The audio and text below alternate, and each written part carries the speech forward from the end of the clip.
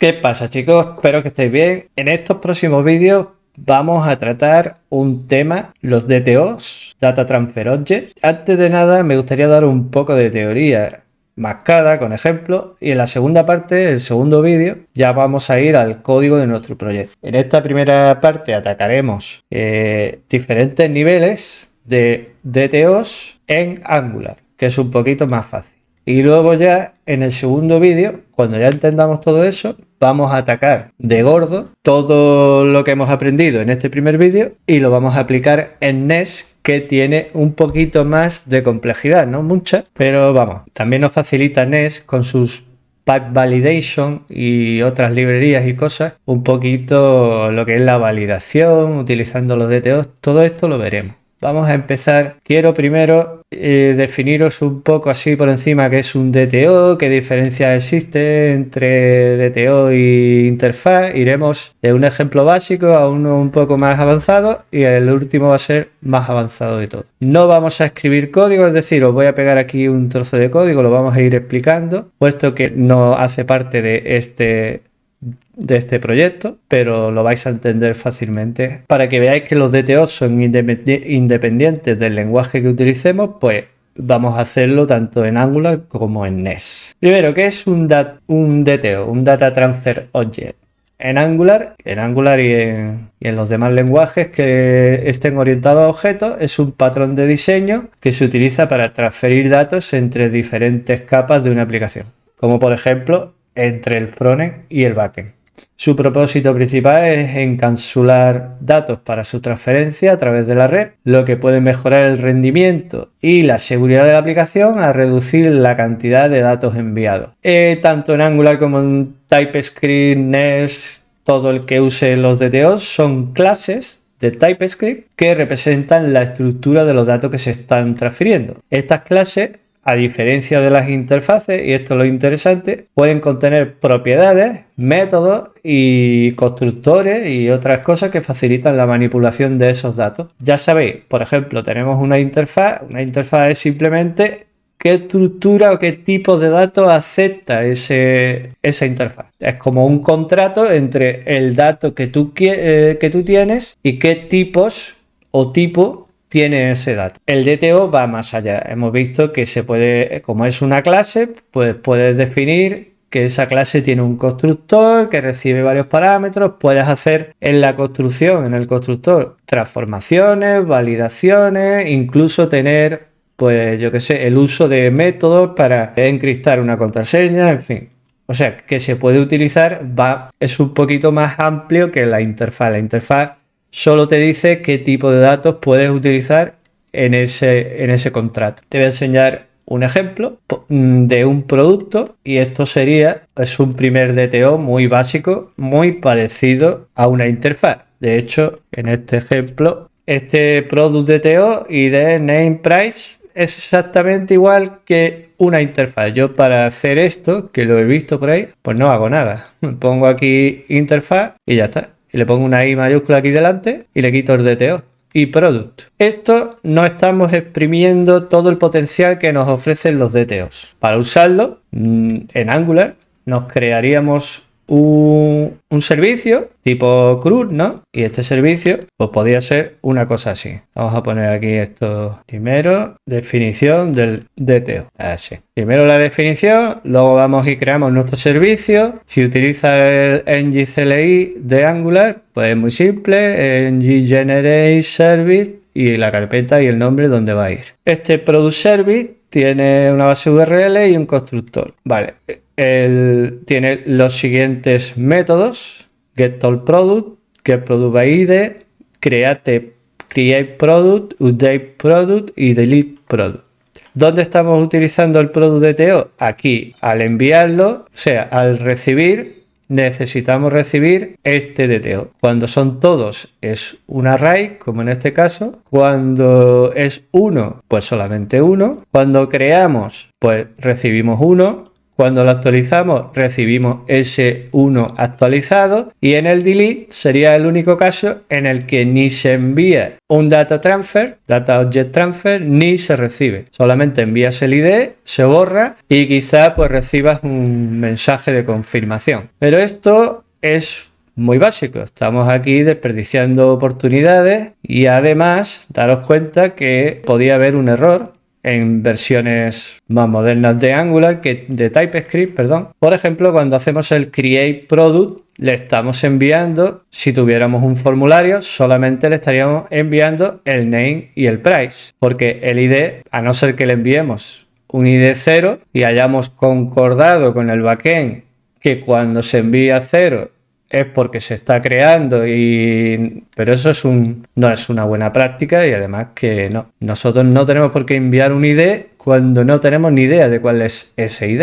Incluso a lo mejor no es un ID numérico continuo, 1, 2, 3, que podíamos hacer una consulta. ¿Cuántos productos hay en la base de datos? 300, pues yo le envío el 301. No, porque a lo mejor no se está usando esa nomenclatura en la base de datos, sino que están apuntándolo con un UID o de otra manera. Vamos, que el ID no tenemos, esto está malamente. Claro, para utilizar este servicio nos faltaría la última parte, que sería el componente, ¿no? Componente para mostrar esa manipulación. Esto es muy simple. Aquí tendríamos nuestro componente, el cual pues utiliza los servicios para obtener todos los productos, para crearlos, para actualizarlos y para borrarlos. Incluso aquí faltaría get one by id.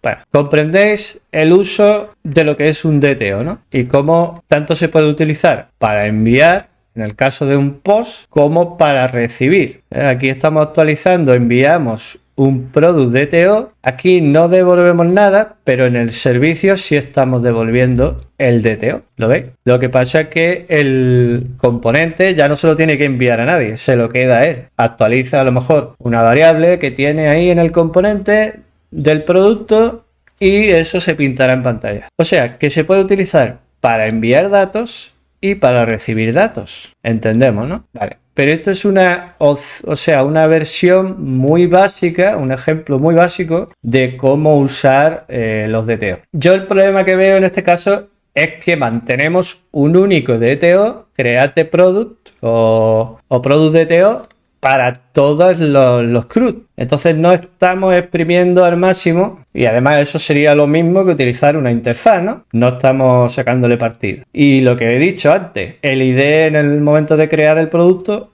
no lo tenemos, por tanto no podemos utilizar eso para todo. ¿Qué es lo que yo propongo en el segundo ejemplo un poquito más avanzado? Pues ya lo que estamos aquí proponiendo es hacer lo siguiente: crear una solución. Sería hacer cosas como esta, ¿no? Estarías creando aquí un product DTO con un interrogante en el ID. Eso lo hemos hecho todos desde que descubrimos que esto se podía hacer. O hacer cosas como esta, ¿no? Y como esta, vale. Pero eso no difiere mucho de lo que hemos dicho de una interfaz. No le estamos sacando. ¿Para qué tenemos una clase definida cuando ni siquiera tenemos aquí constructores ni nada, ¿no? No tiene mucho sentido. ¿Qué diferencias hay entonces entre una clase y una interfaz? Os lo voy a poner aquí claramente. Diferencias entre una clase y una interfaz. Una clase en TypeScript es una estructura que puede contener propiedades y métodos, ¿vale? Se puede instanciar una clase para crear objetos. Puede tener propiedades con modificadores de acceso como public, private, protected. Eso es interesante porque habrá momentos en que nosotros necesitemos que algunos parámetros no sean accesibles desde el servicio ni desde el componente, o sí. También permite definir propiedades opcionales utilizando el operador interrogante. Esto también lo hace la interfaz. Puede tener métodos para realizar operaciones en los datos. Por ejemplo, yo qué sé, tenemos una contraseña y tenemos un nombre y queremos que ese nombre se pase en minúsculas. Bueno, hay una cierta lógica que se debería de implementar siempre en el backend para ahorrar dos pasos, tontamente, pero es un ejemplo tonto que yo he puesto como podría ser otro caso. Y se pueden implementar dentro de las clases, se pueden implementar interfaces. Eso no quiere decir que yo no pueda utilizar una interfaz dentro de mi clase, ¿vale? Esto sería una clase, ya lo hemos visto antes, lo tenemos aquí, esta. Y ahora, ¿qué diferencias, cuáles son las características que tiene una interfaz? Bueno, pues una interfaz en TypeScript es una estructura que define la forma de un objeto. No puede contener implementaciones de métodos. No se puede instanciar directamente. Solo define la estructura del objeto.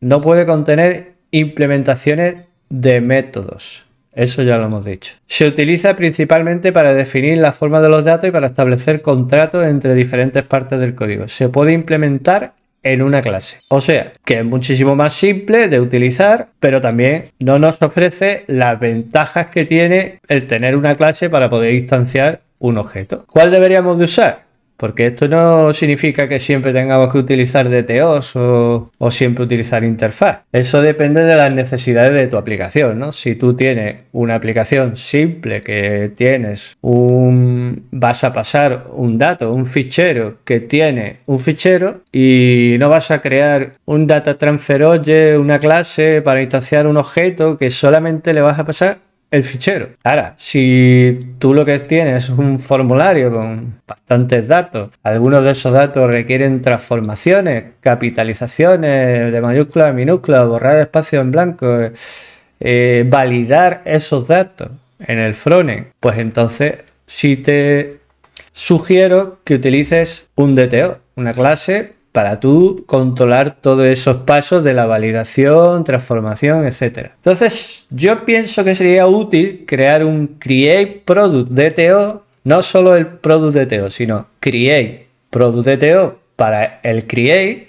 Este Create Product DTO no tendría el ID, podría llevar validaciones y transformaciones. El Update Product DTO sí llevará el ID, pero también tendrá validaciones. Y el Read de leer, Read Product DTO, para obtener los datos del backend, que es muy parecido, o sea, exactamente idéntico casi al update en la estructura, en la forma, pero no tendría validaciones. Es decir, las validaciones que se tengan que hacer en el backend se hacen allí y yo recibo ese objeto que me ha sido enviado y ya está. El Delete Product DTO no tiene sentido por lo que vimos antes.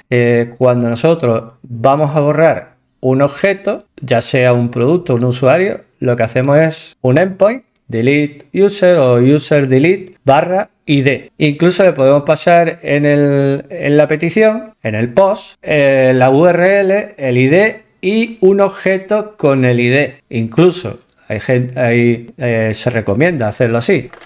Que no solamente vaya el ID en la URL, porque eso puede ser fácilmente modificable y es más consistente y más seguro enviar el ID en la URL y el ID en el formulario. Pero no estamos recibiendo ningún producto ni estamos enviando ningún producto. Por eso el Delete Product DTO no tiene sentido. Claro, y veamos cómo podríamos aplicar esta idea o esta forma en el ejemplo que teníamos anteriormente. ¿Vale? Entonces yo voy a poner aquí, vamos a definir nuevamente los DTOs. Ahora van a ser más. Solución propuesta. Vamos a definir los DTOs. Tendríamos el Create Product DTO. En un archivo pueden ir. Yo aconsejo que se hagan en archivos distintos, cada uno independiente del otro. En este archivo, Create Product DTO, hacemos el Create Product DTO.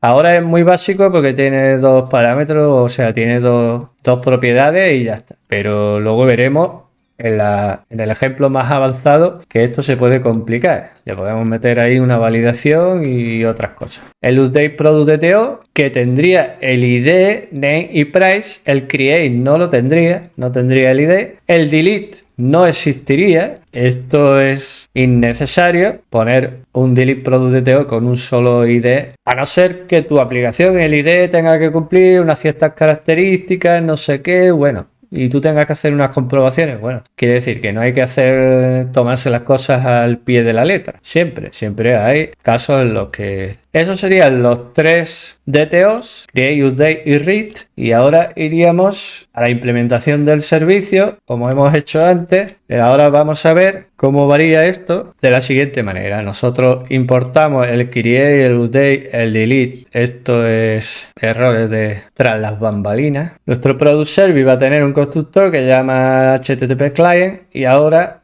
el get all products va a recibir un read product DTO, un array de todos los productos. Por el ID, pues recibirá uno solo. El create, y aquí está lo interesante, enviamos un create y recibimos un read. Recordad que el create no tenía ID y el update y el read sí lo tienen, porque ya son objetos creados en la base de datos, que es el que se encarga de obtener el ID. Entonces, cuando nosotros vamos a crear un producto, no conocemos ese ID. Y ahí está la magia. Nosotros estamos enviando un producto sin ID y recibiendo ese producto una vez que se ha insertado en la base de datos con su ID. El update, lo mismo. Enviamos el update y recibimos el read. No el update, sino el read. Siempre pongamos el read en la parte de recibimiento. Y luego el delete. Pues nada, no necesita ningún data transfer, solamente el ID, que he visto yo en algunas implementaciones que envían un objeto con un ID y el ID. Bueno, no está mal esto tampoco, ni bien ni mal, depende de... Pero claro, igual no puede usar el verbo delete, tiene que usar el verbo post u otro. Eso es lo suyo. Ahí tenemos el servicio y bueno, por último el componente. Ya hemos visto que el componente es simplemente llamar a cada uno de los métodos del servicio y luego pues hacer lo que tenga que hacer tras recibir la data. Siempre hay un create que se envía, un update y aquí es un ID. Nosotros no devolvemos nada a nadie porque el componente es el que se queda la data para mostrarla. Ese sería el segundo ejemplo más avanzado porque ya hemos metido, en vez de un solo DTO, hemos utilizado tres. El create, el update y el read. Vamos a un caso un poquito más avanzado. Ya hemos dado un paso importante en el uso del DTO. Hemos diferenciado entre create, read y update. También hemos visto que el delete no tiene sentido crear un DTO, a no ser que lo requiera tu aplicación por cualquier tema. Mandamos un ID y no recibimos datos del objeto borrado. Quizás recibamos un mensaje de confirmación. Puede ser. Ahora podemos usar esos DTOs con todo su potencial. Dijimos al principio que podríamos usarlos para validar los datos antes de enviarlos al backend. Pero ¿qué pasa si queremos hacer algo más? Imaginaros que queremos hacer una transformación o incluso enviar algún dato más. Algún dato más que el usuario no nos está proporcionando. Bueno, de decir que esto es, después de pensar largo tiempo, no se me ocurría un ejemplo en el que pudiera utilizar la transformación en el frontend, porque normalmente la transformación de los datos se realiza en el backend. Así que esto es solo un ejemplo, que no tiene mucho sentido crear un slug en el frontend y crear un total price calculando el IVA. Esas son lógicas del backend. Lo he implementado solo para ilustrar lo que podemos hacer. Vamos a ver este nuevo enfoque, ¿vale? Aquí ya, vamos a ver. Aquí tenemos el Create Product DTO, que tiene un name, un price, posiblemente tenga un slug y un total price, pero cuando el usuario envía el Create Product DTO, estos no los necesita. También tenemos un Private Read Only IVA del 21 y ahora en el constructor recibimos dos parámetros, el name y el price, que estos sí son datos que nos envía el usuario. Hacemos que el nombre no sea exactamente el nombre que nos dé el usuario, sino que lo vamos a validar y lo vamos a transformar. Es decir, aquí le estamos dando ya un uso más avanzado. ¿Y qué hacemos en el Validate and Transform Name? Repito, esto no se suele hacer en el frontend, pero no se me ocurriría otro ejemplo. Entonces puse este y ya está. Limpiamos el nombre de espacio en blanco, lo pasamos a minúscula. Luego ponemos la primera letra de la palabra, o sea, del nombre en mayúscula. Y luego validamos el nombre, tal. Reemplazamos los espacios en blanco y los guiones, podemos hacer infinidad de cosas y también tenemos que validar, hemos dicho aquí que lo valide sabiendo que tiene que ser mayor de 5 y menor de 50 letras, ¿vale? Con que fijaros, incluso si no se cumpliera esa validación, lanzaríamos un error y ni siquiera se enviaría la petición. Y eso lo estamos obteniendo aquí. El precio sí sigue siendo el precio, el slug lo estamos limpiando y el total price lo que hace es coger el precio y multiplicarlo por el 21%, que es esto de aquí. El update, pues más o menos lo mismo, simplemente tenemos que poner los interrogantes en el name y en el price, porque igual puede en un momento dado actualizar el nombre y no el precio, o actualizar el precio y no el nombre. Pero aquí en el constructor estamos controlando, pues esto también podríamos poner aquí, si no existe ninguno de los dos, pues que haga un throw new error y que le envíe esto, un HTTP error exception, como vimos en el último vídeo. O sea que ya estamos avanzando bastante porque estamos utilizando nuestro DTO para validar ese paso que, por ejemplo, en Node se hacía con middleware y cosas de este estilo. Pues no es necesario utilizar un middleware, sino que simplemente cuando tú vayas a crear el objeto para enviarlo, va a pasar por aquí, por la creación del objeto, y al pasar por aquí pues tiene unas reglas de validación internamente el propio constructor, y si no las cumple pues se envía un error y ni siquiera se hace la petición. Pues eso sería. Yo creo que hasta aquí hemos comprendido los tres niveles, en este ejemplo un poquito más avanzado, los tres niveles de uso de los DTOs en Angular. El próximo vídeo veremos el uso de los DTOs en Nest.js y ahí veremos unas librerías que nos van a ayudar para validar fenomenalmente nuestros datos recibidos, y utilizaremos también un pipe que nos suministra Nest, que es el Pipe Validation, para poder hacer la magia. Espero que os haya gustado el vídeo y nos vemos en el próximo vídeo. Espero que os haya gustado esta explicación, que se hacía necesaria, y hay veces que no todo hay que hacerlo codificando, se puede hacer de esta manera, explicar una teoría y luego ya vamos al grano. Chao.